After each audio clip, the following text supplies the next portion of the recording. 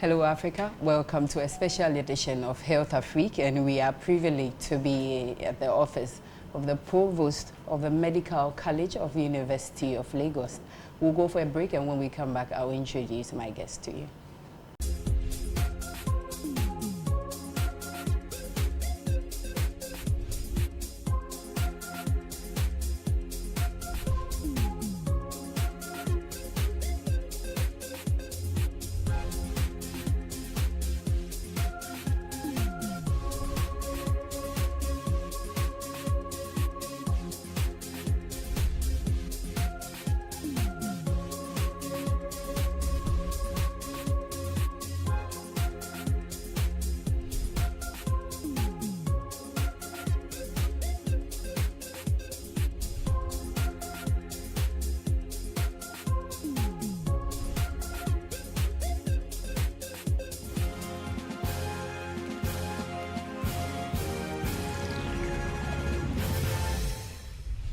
For Nigeria, newly independent and the world's most populous black nation, a new dawn broke in 1962 when the University of Lagos was established.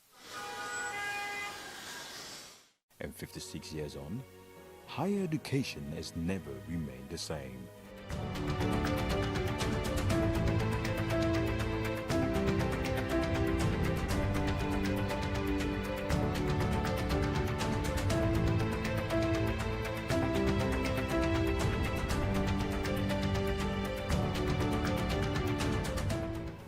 My name is Irene Dufie, and today I'm sitting in for Bridget, who is the host for HealthAfrik, and we are discussing the topic childhood disability. And my guest for today is Professor Lesi, who is the Provost of the College of Medicine. Thank you, Prof, and thank you for your time. Thank you. Yeah. We want to talk about child disabilities. And before we go, we want to set the definition and the tone. So who would you classify as a child? Well, I mean, by definition, a child is someone who is still dependent, pre-adult. Okay. But there are various stages of childhood. We have the newborn period, which is the first month of life. We have infancy, the infant, which is the child under 1 year, 12 months. And then we have the toddlers, then we have the under fives, then we have the school-age children. Then we have the adolescents, which go from 10 to about 18. Okay. And then young adult, and then they become adults. Okay. So anyone who is still, who's not quite independent by law, is, under 18 is a child. Okay, so by your definition, technically, if you are still dependent on your parents, you are considered a child. Well, basically, if you're still under 18, okay, under 18. You could be over 18 and dependent on your parents. Yeah. You're not a child. Yeah. You're just dependent on your parents. That is fine. So we want to talk about disabilities and children. Yes. What is a disability? Well, disabilities in general implies a dysfunction in an inability to do something that is normal. Okay. And so we have physical disabilities when we talk about things like blindness or deafness or inability to walk properly. Okay. Or you have mental or intellectual disabilities, which has to do with inability to solve problems or to do those things of activities of daily living. That would be intellectual disabilities. Okay. But disabilities in general just implies that you're not able to do things that are either age appropriate or physically appropriate. Yes. So you gave us two, the physical and then the intellectual. Yeah. What are some of the causes of these disabilities? Well, in Africa, if you're talking about physical disabilities, we talk of things like cerebral palsy, which affects the brains of children when they're still developing. The more common ones would be other things like polio. But now polio is being eradicated across the world, and we're beginning to see less of that. For the intellectual disabilities, I think the commonest one will be things like Down syndrome, Yeah. which is a chromosomal disorder Okay. that affects the intellectual abilities of children and adults who have that disorder. But I would say that the commonest physical disability would be cerebral palsy. Okay. Of course, we have the other things like blindness and deafness, which are quite common. Okay. Anyone who uses glasses is disabled. If you're having to use glasses or spectacles. I'm hurt right now. Yeah. Okay. So talking about them, I realize you stated that some of them happen even child development in the womb. Yes. That is the Down syndrome. What causes that particular one? Is it a problem with genetics, or is it aging factor, or what causes that particular one? Okay, so in terms of Down syndrome, it's a genetic chromosomal problem. And let me explain what chromosomes are. Exactly. Chromosomes are that basic coding that determines everything about us, which you've inherited from both parents. So anybody has inherited half their genetic material from the mother and half from the father. And so when that comes together, you have a unique mixture of characteristics, and those characteristics are determined by the chromosomes. When there's an abnormality in how they come together, then we can have a chromosomal abnormality, of which Down syndrome is an example. It's not the only one, it's an example of a chromosomal abnormality. And it seems to affect the intellectual functioning of the individual. It could affect the heart and the way the heart comes together. It can affect even the alimentary tract, the digestive system. They may have things like constipation and obstruction of the normal pathway of food. So there are quite a number of chromosomal problems. So Down would be the commonest cause of intellectual disability in the world, actually. Yeah. So talking about the Down syndrome in specific, what is the effect on the child's development as when we realize that the child has this situation? What is the effect on the child's development?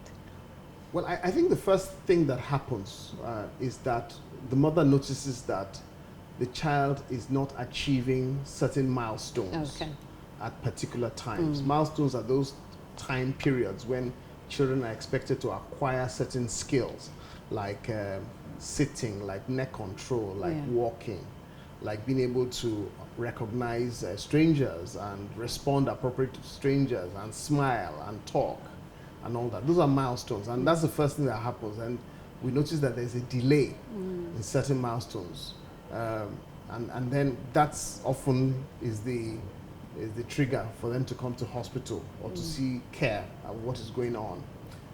But directly it affects school ability to understand. Of course, some children, depending on how severe the Down syndrome is, may affect school performance differently. So, but generally speaking, most children with Downs may not be able to go beyond primary 6 in terms of intellectual development. But they could. But that means they can read and write, basically. But may not be able to do more complex activities, mental activities. Are there solutions to these disabilities? Are there ways that we could maybe help with improving their situations? Okay, so once a child has any disability, for most of them, especially those they were born with or happened soon after birth, there's no treatment, but they can be managed. However, certain disabilities have solutions, like people who have refractive errors in their eyes or who have cataracts. Those can be treated. Or those who have some hearing impairment may be improved depending on the kind of hearing impairment with hearing aid. So there are certain solutions to some of them. But for most, once the damage has occurred, there's really nothing you can do to reverse the damage. But I think hope is not lost, because for a lot of children, because of brain development, we expect improvement of the disability over a period of time. Okay. But nobody will tell you that the child will improve by this period of time. It's a very slow process, and families have to be very patient with children with disabilities and think of alternative ways in which they can learn. Yeah. It's unfair to expect children with a disability to learn in a particular way. Yeah. There are alternative ways of learning, and we should explore those to improve the quality of life for such individuals. Talking about family, we would want to talk about parents who have such children. Yes. What are sometimes the difference between them and then parents with normal children? How is their affection towards their children and all of that? Because psychologically, when you see your child is this way, sometimes they can't give it all out to them. And as a medical practitioner, do you see differences between parents with these children and then parents with normal children? I think the first thing, all children are gifts to be treasured, no matter the ability or the disability. Because even when you think a child has a disability, you never know how useful or what kind of function or ability that child has inside them. So we don't believe that any child with a special need is useless. So every child has an ability, and every parent should love every child, because not all children are the same. And parents will love their children irrespective of how different they are. That is the approach I believe parents with disabilities should have. However, we know that is not the reality all the time, because we know that there are stigmas associated with disabilities. We know that a lot of families with children with disabilities go through periods of depression, and they need psychological support. Their child is not like every other child, and it takes coming to terms with that. And we should not diminish it, because it is a serious problem, and we need to help parents come to terms with the special abilities. I think we shouldn't use the word disabilities. We should say that everyone has a special need. And everyone has special abilities. I have some children who have done exceptionally well in Special Olympics and brought a lot of glory to their family and their country in Special Olympics. So the kind of recognition that even able children will not have, they have had because of their special abilities. So I think we need to encourage that all children deserve a right to quality life, no matter their abilities or disabilities. And I think from that, I find sometimes parents who have children with special needs even love their children even more and do a lot more for their children with special needs. So I think my own message is that all children are precious and should be cared for, not neglected, not abandoned. And the family should come together around such children and support them, because that's exactly what they need. And I find that children who do well with disabilities are children who are specially supported. And we have stories of all kinds of children with disabilities who have gone on to become lawyers. There's a very famous Ghanaian lady who has special needs, who has cerebral palsy, and yet has developed an app that banks in Ghana use. And she's a very wealthy young woman today, and she's got a special need. And so there's no hope. Hope is not lost. And I think that's the message, that hope is not lost. There is need for us to love all children irrespective of their abilities, and love them as much as any other child in the family. We'll go for a short break. This is HealthAfrik, and when we come back, we will continue with our conversation. Stay tuned. Welcome to the University of Lagos.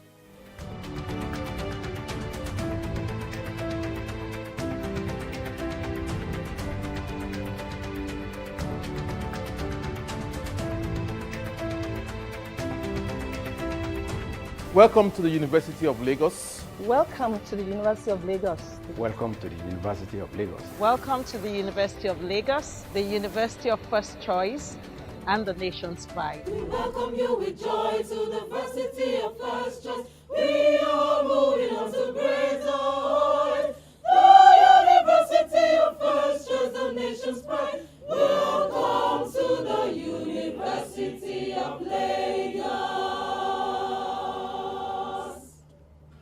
We welcome you with joy to the University of First Choice. We are moving on to greater heights. The University of First Choice, the nation's pride. Welcome to the University of Lagos. Welcome to the University of Lagos. Welcome to the University of Lagos.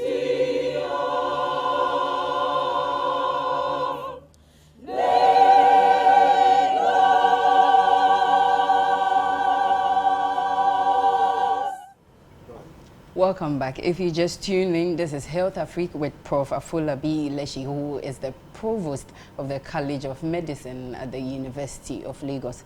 Thank you, Prof, for this insightful interview, and we are still talking about child disabilities. We want to know the stigmatization when it comes to child disabilities. Why does our society frown on these people? Why is it like that? Okay, I think when a child is born into a family, a child carries the hopes of the next generation. Yeah. And in our culture, we give children names to suggest that they are going to be the future, the wealth of the family. In this culture, in the southwest of Nigeria, we give names like this child is wealth, or this child is honor at birth. So it is the hope of the next year. So when a child does not fulfill that, or when parents and the family feels that this child will not fulfill the dreams and prayers of the family, then they can, that will be the beginning of stigmatization, because then the child is considered as not fulfilling what the family's dream and aspiration is. But like I said, you never know how everybody turns out. The child who is born perfectly and ends up being a miscreant. Exactly. How do you know? Yeah. Meanwhile, I've given you the example of a child who had a special need and who is a blessing to her family. All right. So we never know how children. It depends on the kind of environment. So that's where, if anything at all, the environment around children is what determines the child's future. Yeah, because if you look at people from the Western side and their child with these disabilities, they function very well as compared to ours. Yes. How is this so different? Is it that we lack education on these issues, or what is the problem with us as Africans? I think it's a function of development of society. You see, in certain Western culture, nobody is thought of as inferior. Everybody is thought of as having been potentially productive to society. So nobody is looked down upon. Families are encouraged to do the best for such children. We, in our own culture, because of maybe our level of development, we feel that certain people will not make it. We're not God, and we cannot determine who will make it or not. I think it's a function of development of society. Society that feels that every life is valued and is treasured, will do everything in their power to make it easy for such people to adapt. And that's why even there are children with blindness in developed countries, but they can function differently. A child with a disability in this environment is likely to be a beggar. A child with a disability in a different environment could be holding a job. So I think it's a function of society, and I think society will need to begin to find value in everybody and cherish everybody as a productive member of society. And the society is judged by the way it treats its weakest members. Okay. If a society does not treat its weakest members like every other person, then it's a shame on that society. And I think our culture, our society needs to evolve to be a more caring society. And I think when we see that, there will be less of stigma with disabilities. Yeah. So before we go, I would want to ask, what can we do as academia to throw more light on these issues of child disability? I think you've asked a very important question, because as people in academia, our role is to do the research and let the public, particularly policymakers, know. Yeah. Our role is to provide solutions. I'm not saying cures. Yeah. We're talking about solutions to support families with special needs. Government's role is to provide an enabling environment, including social support and welfare to families. Because abroad, for instance, children with disabilities, the families are given special allowances because they know that management of disabilities is very expensive. Yeah. They're going to need rehabilitation. Rehabilitation is not cheap. No. And it's often very long term. So government must step in. So our role as academics and people and health practitioners across board is to let the society know that these children exist, their numbers, and what we can do to help. And also let government have the enabling policies. There should be acts that support people with disability. I'm not talking of children, I'm talking of everyone living with disability. Because once they survive childhood, they're going to become adults. Exactly. And they need jobs, they need housing, they need transportation, they need everything to make their lives a quality life. Yeah, so inclusivity. Inclusivity is very important. And I think inclusivity includes inclusivity in schools. School everywhere. Everywhere. Yeah. All right. And nobody is left behind. Nobody left behind. I think that's a very important message. That no child, no person with a disability is left behind in the planning of that country. Yeah. I think we can even find that in the nurturing care framework of the Continental Education Strategy for Africa, which talks about the early childhood.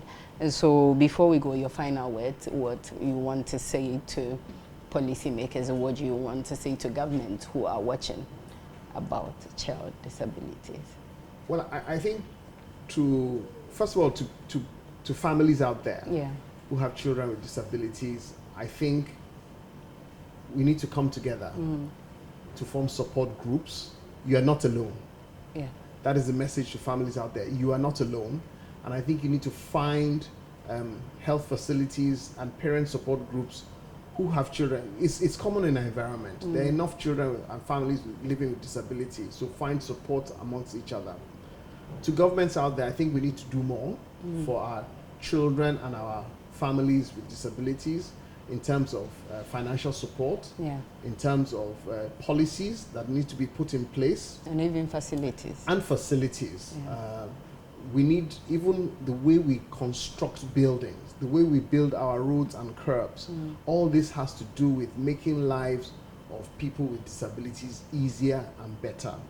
To academics out there, I think we need more information. The extent of disabilities is unknown in Africa. We need more information, we need more awareness, we need more understanding from our legislators so that they enact laws that will be for the benefit of everybody and nobody left behind. Thank you, Prof, very much. You know, it was very short and we didn't have enough notice, but you have dealt with us very well on this topic. This is HealthAfrik, and if you missed it, you can watch it live on our Facebook page, Association of African Universities, or our YouTube page, Association of African Universities, or AAU TV on satellite. Thank you for staying tuned with us. Have a blessed day.